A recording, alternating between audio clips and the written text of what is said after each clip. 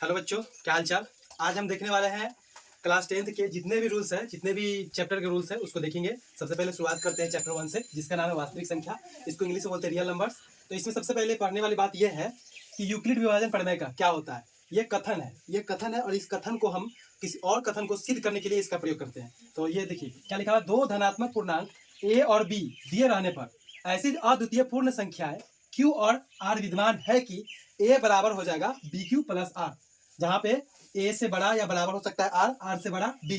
यही है, ये कथन है और इस कथन को हम लोग उपयोग और अगले कथन को सिद्ध करने के लिए करते हैं। चलिए आगे देखते हैं कि इन्हीं दो धनात्मक पूर्णांक ए और बी के लिए एचसीएफ, ए और बी का एचसीएफ गुने एलसीएम, ए और बी का एलसीएम बराबर होता है ए गुने बी। यहाँ पे ए हो गया प्रथम संख्या और बी हो गया दूसरी संख्या। जब भी हम लोग एचसीएफ और एलसीएम निकालते हैं तो उसमें एचसीएफ नहीं दिया रहेगा, एलसीएम दिया रहेगा और प्रथम संख्या दूसरी संख्या दिया रहेगा, तो हम वहाँ से एचसीएफ निकाल लेंगे। अगर एलसीएम दिया रहेगा, अगर एचसीएफ दिया रहेगा तो वहाँ से एलसीएम निकाल लेंगे। कभी कभी हमको इसमें से प्रथम संख्या नहीं दिया जाता है तो इसकी मदद से हम लोग यहाँ पे निकाल लेते हैं। तो जब हम इसका क्वेश्चन सॉल्व करेंगे तो ये रूल्स आसानी से समझ में आएगा।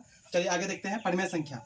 पहला चैप्टर में परिमेय संख्या है। संख्या को हम लोग पी बटा क्यू के रूप में लिख सकते हैं। तो यहाँ पे वही हम लिखे हैं, तो ऐसी संख्या जिन्हें पी बटा क्यू के रूप में लिखा जा सके उन्हें परिमेय संख्या कहा जाता है। जहाँ पी और क्यू सहअभाज्य संख्या। सहअभाज्य संख्या कहने का मतलब यह है कि जिसको और काटा ना जा सके। जैसे 4/6 है तो इसको हम लोग काट सकते हैं, इसको हम लोग 2/3 लिख सकते हैं। तो ये सहअभाज्य संख्या नहीं, सहअभाज्य परिमेय नहीं होगा, इसको बोलेंगे सहअभाज्य, क्योंकि इसको और छोटा नहीं कर सकते, इसको और काट नहीं सकते हैं। यही सहअभाज्य संख्या होता है। ठीक है, चलिए आगे देखते हैं। परिमेय संख्याओं का दशमलव प्रसार या तो शांत दशमलव प्रसार होता है या फिर अशांत आवर्ती दशमलव प्रसार होता है। शांत दशमलव प्रसार तो परिमेय संख्या कहते हैं, शांत दशमलव प्रसार को हम लोग परिमेय संख्या कहते हैं। बात यहाँ अशांत में आती है। अशांत दो प्रकार के होते हैं। अशांत एक होता है आवर्ती, एक होता है अनावर्ती। आवर्ती ये होता है जो जैसे यहाँ 3.444 लिखा गया है, 3.4444 ऐसे करते करते 4 को बार बार लिख सकते हैं, तो इसको बोलते हैं आवर्ती। ये परिमेय संख्या हो सकता है। लेकिन अनावर्ती को क्या लिख सकते हैं, 3.1 2 3 4 5 6, मतलब ये कभी रिपीट ही नहीं मारेगा, ये लगातार चलते जाएगा। तो ऐसे दशमलव प्रसार को हम लोग बोलते हैं आवर्ती, अनावर्ती, अशांत अनावर्ती दशमलव प्रसार बोलते हैं। चलिए आगे देखते हैं इसका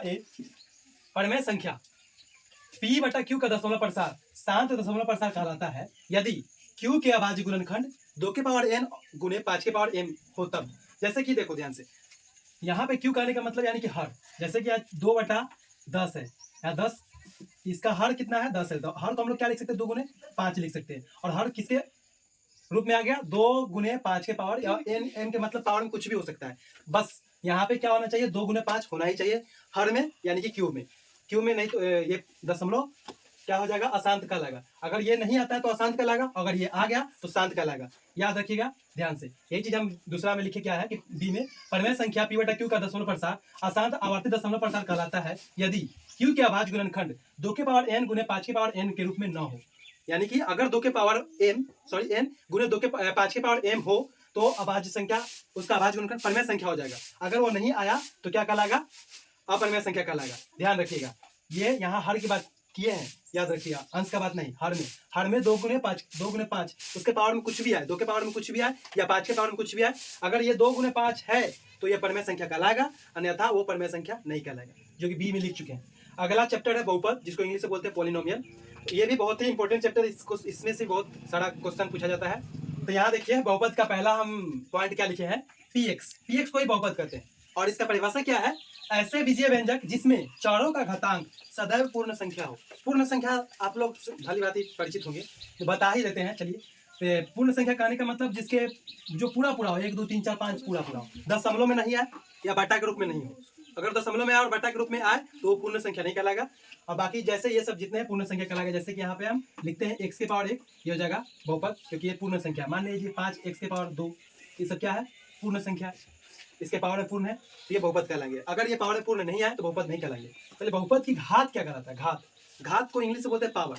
ये हम लोग 7 क्लास से पढ़ते आ रहे हैं, पावर क्या होता है, बेस क्या होता है। इसमें भी थोड़ा सा हम रिपीट कर देते हैं। बहुपद की घात, बहुपद px में x की उच्चतम घात बहुपद की घात कहलाती है। x की उच्चतम घात, मान लीजिए यहाँ पे हम x के पावर लिख देते हैं 10 प्लस x के पावर 5, 2 3 दे देते हैं प्लस 4x के पावर 3, ऐसे करके कुछ करके आपको बहुपद दिया रहेगा। इसमें बहुपद की घात क्या कहलाएगा, अगर पावर में सबसे ज्यादा पावर जिसका हो वही बहुपद का घात कहलाता है। यहाँ पे पावर में 10 भी है, 5 भी है, 3 भी है, लेकिन बहुपद की घात कौन सा कहलाएगा, ये 10, क्योंकि सबसे बड़ा 10 है।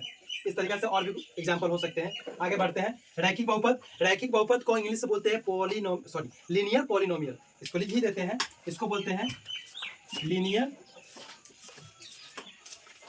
पॉलिनोमियल। छोटा छोटा है, आप लोग देख लीजिएगा। लीनियर पॉलिनोमियल क्या होता है? रैखिक बहुपद जिस x की उच्चतम घात 1, यानी कि x की उच्चतम घात 1 ही होना चाहिए, उससे ज्यादा नहीं होना चाहिए। जैसे कि अगर हम यहाँ लिख देते हैं 2x की पावर 2 प्लस 2x प्लस 2, ये क्या हो जाएगा? इसके रैखिक बहुपद नहीं कहलाएगा, ठीक है। आपका रैखिक बहुपद नहीं है। अगर रैखिक बहुपद होता तो ऐसे होता 2x प्लस 1, कुछ भी पावर में 1 होना चाहिए बस। अगर पावर में 2 आ गया तो आपका कहलाएगा द्विघात बहुपद, जिसको इंग्लिश बोलते हैं quadratic, QUADRATIC, quadratic polynomial. Polynomial ये आपका कहलाएगा द्विघात बहुपद। x की उच्चतम घात 2, यानी कि ये आपका कितना होना चाहिए? x के उच्चतम घात कितना होना चाहिए? x की सबसे हाईएस्ट पावर कितना होना चाहिए? 2। उससे ज्यादा होगा तो वो द्विघात बहुपद नहीं कहलाएगा, और उससे कम होगा तो द्विघात बहुपद नहीं कहलाएगा। पावर में कितना होना चाहिए? पावर में कितना होना चाहिए? 2। जैसे कि हम यहाँ पे लिख देते हैं x के पावर 2 प्लस 5x प्लस 4, अगर ये लिख देते हैं बराबर शून्य करेंगे तो ये बहुपद नहीं समीकरण हो जाएगा। तो यहाँ पे याद रखिएगा ये वाला पावर में कितना होना चाहिए? 2। किसमें? तो द्विघात बहुपद में। अब आते हैं त्रिघात बहुपद। त्रिघात बहुपद होता है x की उच्चतम घात 3, x की उच्चतम घात 3 यानी पावर में 3 होना चाहिए। जैसे कि 4x के power 3 plus 2x square plus 5x plus 2, इससे ऐसे करके आपको क्या दे देगा? बहुपद दे देगा। और पावर में कितना होना चाहिए? 3, उससे ज्यादा और ना ही उससे कम। तो यहाँ तक हो गया। आगे यहाँ लिखा गया है, अगला हम पॉइंट क्या लिखे हैं? किसी बहुपद के शून्यांकों एवं गुणांकों में संबंध। बहुपद जब हम बनाते हैं तो उसमें शून्यांक आता है, तो शून्यांक और उसके गुणांक में क्या संबंध है इसको हम बताएंगे। जैसे माना कि यहाँ पे बहुपद ये दिया गया है ax square plus bx plus c है तथा इसके शून्यांक अल्फा और बीटा है, तो इसके अल्फा का से शून्यांकों का योग क्या होता है, शून्यांकों का गुणनफल क्या होता है। तो यहाँ पे जगह नहीं है, इसके कारण नहीं लिखे हैं। अब इसको मिटाते हैं तो फिर यहाँ लिखेंगे। वीडियो को थोड़ा सा पॉज करते हैं, उसके बाद फिर आगे लिखेंगे तो आपको बताएंगे। तो हम यहाँ तक समझा चुके हैं, अब यहाँ इसको लिख चुके हैं। यहाँ ध्यान से देखिए, एक चीज छोड़ दी थी, त्रिघात बहुपद को इंग्लिश में क्या बोलते हैं? क्यूबिक पॉलिनोमियल बोलते हैं। क्यूबिक त्रिघात के मतलब जिसके पावर में 3 हो, जिसके x की पावर में 3 हो, बस। इसके बाद अभी हम क्या बताए थे कि बहुपद के शून्यांकों एवं गुणांकों में संबंध बता रहे थे कि अगर बहुपद अगर इस प्रकार से दिया गया है कि ax square plus bx plus c, यहाँ लिखते हैं ax square plus bx plus c लिखते हैं। इसमें एक हो a b और c, x स्क्वायर के गुणांक को a बोलते हैं और x के गुणांक को b बोलते हैं, और c के गुणांक होता नहीं है, c जो दिया रहता है उसी को लिखते हैं हम लोग। तो यहाँ पे क्या लिखेगा कि शून्यांक को कहीं शून्यांक लिखा रहेगा, कहीं शून्यक लिखा रहेगा, तो इसमें कोई अंतर नहीं, दोनों एक ही चीज को बोलते हैं। शून्यक और शून्यांक दोनों एक ही चीज को बोलते हैं। तो शून्यकों का योग होता है, शून्य को योग को अगर हम ऐसे लिख सकते हैं अल्फा प्लस बीटा करके, और उसको उसका फॉर्मूला था माइनस बी बटा ए, बी एक्स के गुणांक और ए एक्स स्क्वायर का गुणांक है, तो माइनस बी बटा ए हो जाएगा। और शून्यांकों का गुणनफल यानी अल्फा इंटू बीटा क्या होता है? सी बटा ए। ये जब हम फिर से बता रहे हैं, जब हम अगर फिर से इसका क्वेश्चन सॉल्व करेंगे तो इसका जवाब मतलब ये रूल अच्छा से समझ में आ जाएगा आपको। तो आगे देखते हैं क्या तीसरा पॉइंट क्या है। यदि बहुपद के शून्यांक, शून्यांक अभी बताया, शून्यांक और शून्यक दोनों एक ही चीज है, कोई इसमें कंफ्यूजन वाली बात नहीं है, इसलिए बता दिए हैं कि शून्यक अल्फा एवं व बीटा दिए हो तो क्या होगा। अगर मान लीजिए कहीं भी शून्यक अल्फा और बीटा दिया हो तो उसमें हम निकालते क्या है? अल्फा बीटा सिर्फ दिया रहता है, तो बहुपद ऐसे निकलता है कि x square minus alpha plus beta into x plus alpha beta, सबको हम के से गुना कर देते हैं, बराबर में जीरो नहीं देंगे। अगर बराबर में जीरो देंगे तो ये द्विघात समीकरण हो जाएगा, द्विघात बहुपद नहीं। ठीक है, चलिए आगे समझते हैं विभाजन एल्गोरिथम। इससे पहले भी हम फर्स्ट चैप्टर में क्या बताए थे कि ए बराबर बी क्यू प्लस आर बताए थे ना, ये वाला। तो यहाँ पे सेम इसी तरीके से क्या कि ए को हम डिवाइड किए थे किससे? ए को डिवाइड किए थे बी से, जब बी से डिवाइड करते तो आता क्यू है और यहाँ पे शेष बचता है आर। इसी को हम लोग लिखते हैं इस अंदाज में, ए बराबर B Q plus R. Same यही चीज यहाँ पे हम लिखे हैं। यहाँ पे क्या है, इसको थोड़ा सा मिटा देते हैं।